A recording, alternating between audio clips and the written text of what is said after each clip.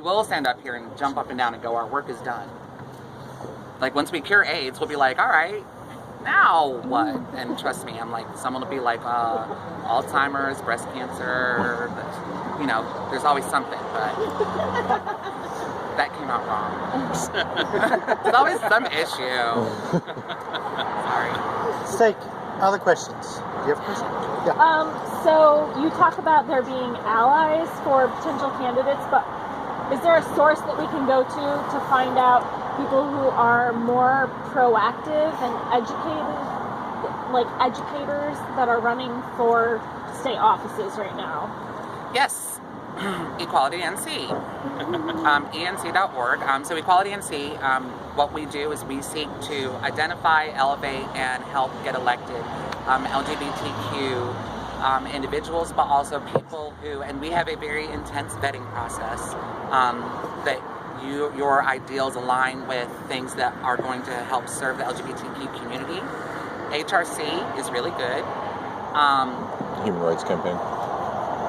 To also find out, was that... Am I allowed to ask you if there's anybody you're really excited about? What do you mean? A candidate. Yes, I've campaigned for a lot of them. So in this election, is there anybody you're super excited about potentially having in Congress? I'm like, she asked, so if you don't want to hear this, do me a favor, don't boo me. That has happened. Sorry, guys. So, Hillary Clinton, I personally vouch for her. Yes. I'm starting at the top and going down. Roy Cooper, I have campaigned for him and with him. And the vice president, just to name drop, I'm like, it's pretty cool. My life is awesome. But he very much, yes. People ask me that a lot. They're like, is he really? Yes. And I have called him out on camera and said, the day you're elected, what is your first thing? So many times, so that if he doesn't, I can be like, hey, governor. Linda Coleman is amazing. She doesn't get enough attention. She is phenomenal. Also electing her would be our first female lieutenant governor and the first African American to sit in with the executive branch here in North Carolina. She ran against Dan Forrester in the last election and lost by like a few votes. Sorry, sidebar. I know I'm long-winded. I try not to do this, but because I got to be with the First Lady last week, and she said something that made me go, I'm stealing that. Anytime you think that your vote doesn't count, President Obama, in his first run for president, won North Carolina. He won it, and when they broke it down by precinct, 2 votes per precinct in North Carolina is what he won North Carolina by. He ended up winning North Carolina. He lost it when he ran for re-election, but when he ran the first time, he won North Carolina, and they broke it down, and it ended up being 2 people per precinct. So, vote, and vote for everybody. Linda Coleman, though, I'm a huge advocate for because I think that she has the potential to really do some serious business. I really like Deborah Ross a lot. I am not as versed on her LGBT knowledge, but I've talked with her and I think she's awesome. Like Jazz Beasley, running for State House, really awesome, openly gay, and so yay, but also it's really cool. Like I could sit here and do a lot. I'm like, there's a lot.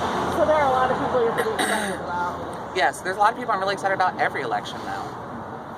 The problem is, usually the ones who are really awesome, good, fair, they don't get, Duke writing big fat checks so they can put lots of yard signs and get lots of TV spots on WITN. So, educate yourself in voting, and remember that the president matters, but oh my God, please know who represents you in the State House and stuff, because those people affect your day-to-day life. And if you don't believe me, HB2 was passed by North Carolina, not by Congress up in Washington. Congress is going like, really, North Carolina? Jim Crow, ring a bell? George Wallace. We didn't learn any lessons. Local politics really matters. All the way down to your local politicians in town. Yes, they do. We had a question over here. Yeah, it's going to be amusing. It's not a really well-formulated question. But I am wondering how y'all might respond to issues of race and racism within the LGBTQ movement, especially looking around at the choir you're preaching to here in Durham, and the movements within Durham around gentrification and all that. Just a response to how this, the beer, the larger movement, the advocacy work that you all have done speaks to issues of race and racism within the state, within Durham, etc. So the beer industry. Everyone hear that question? You did? Okay. Everybody got it? I don't think I can repeat it. The beer industry is like this white sausage fest. It's all beardy white dudes, and it can be really uncomfortable sometimes. It is my personal hope that there is a lot of diversity coming down the pipe for us, and in general in the industry, and hopefully in a lot of ways something like this where we can really elevate a message of inclusion can really help bring that around in all ways. I'm always really happy when I see a lot of people of color in my bar. I have a furry meetup that happens at my pub, which is about the coolest goddamn thing you've ever been around. Oh, you should Google furries. Don't Google furries. Yeah, not a word. It's awesome. They're amazing and wonderful people, and I'm so happy that they've chosen my place to have a beer every week. I'm really hoping that the message can go out there and get it to be a little bit less white, beardy, white guy. Did you Google it? I did. Because I would have forgot. Have fun with that later. I think that's awesome. It's amazing. But you don't even know what color they are. Well, let's take another question. But Yes, it is true that in the universe of out elected officials, LGBT elected officials, they're almost always the majority male representatives of the majority ethnic group. So it doesn't matter if you're in. There are 8 openly gay South African members of parliament. 7 are white. There's one Zulu South African openly gay member of parliament who's the only African in the world who is an out parliamentarian. So it doesn't matter where you go. It's about 5-to-1 male versus female. So 5 gay men for every single lesbian elected representative. Only 6 transgender parliamentarians have ever been elected in history. There are 3 in office right now.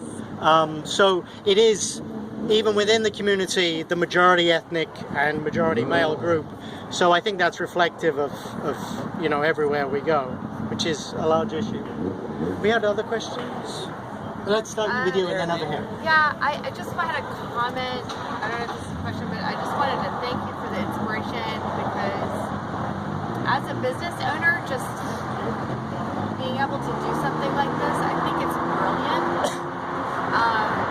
Because as a Durhamite, I'm looking at this list and I see who's absent from this list. And I'm going to take a photo of this list and totally put it on social media. So I just think it reminds me, as both a human and a business owner, that I can take stances on things without being completely outrightly verbal about it, but just this list to me is very impactful, and who's not on the list. I will say that there are, for as many people as talked to Eric and asked please to not be included, there were also lots of people who wanted to be, but felt that they couldn't. And many of them have done either small or large things maybe within their establishment to try to make their place more friendly.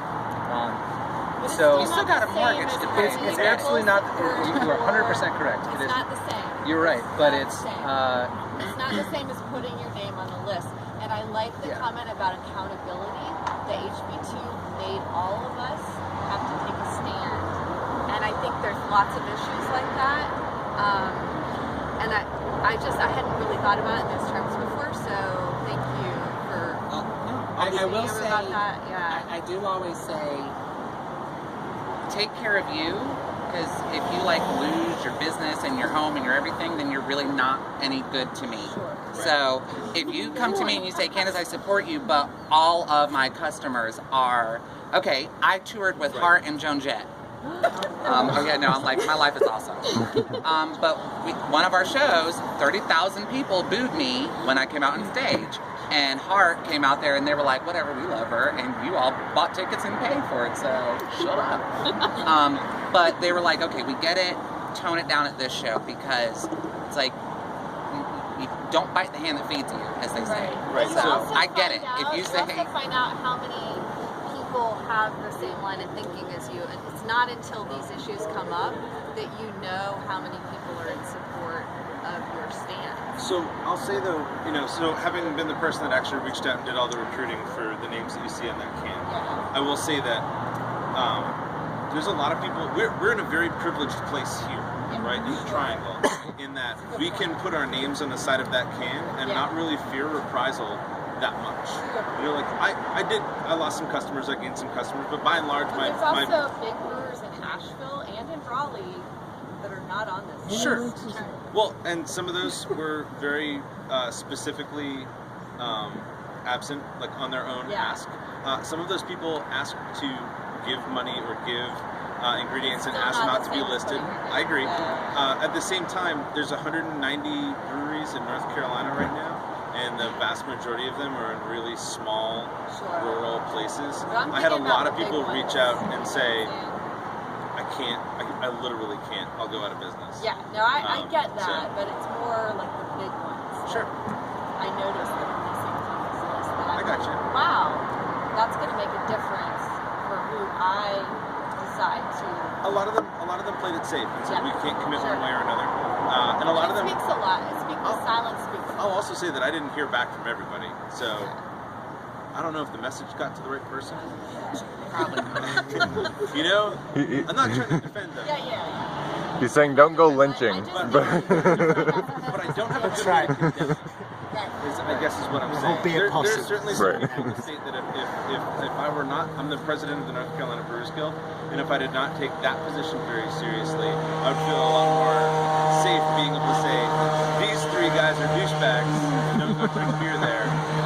But I won't do that. I know you're not saying that. Right. But you can say that. Yeah. Right, as a consumer and a patron. It's all you. That's all I'm saying is that it's an interesting way to Yeah, I'm just saying correlation is not causation, that's all. We had a question here. I had just half question, half comment, and that was a really good point. I thought the same thing when I looked at it, but a lot of us here are law students. I don't know if you guys know that.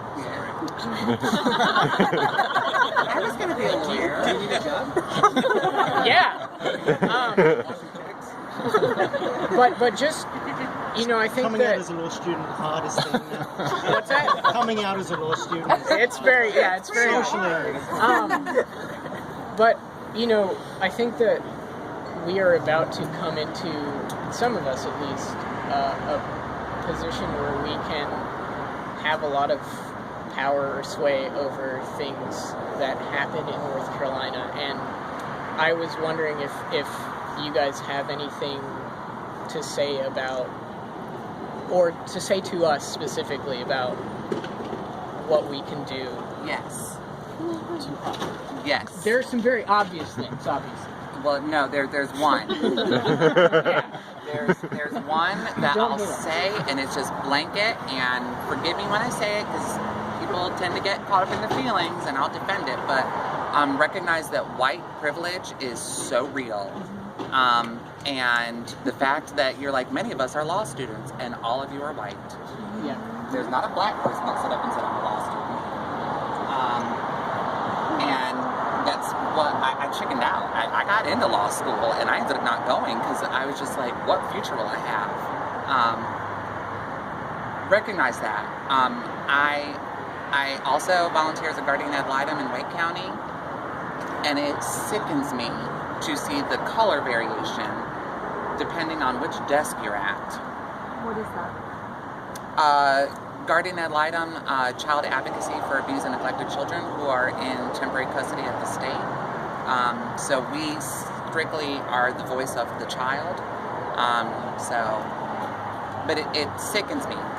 You have a white person, and then you have social services, who it's like, and I'm not making this up.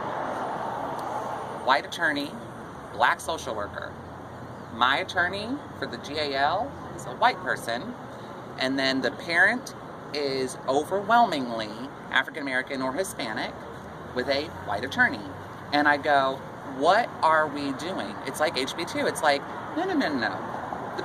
The big problem here is when we talk about issues, how are we dealing with racism? Fix that. Because that is glaring, and the people who see it more are the people who already know it. I'm half white, and so I always got to grow up, and I grew up privileged.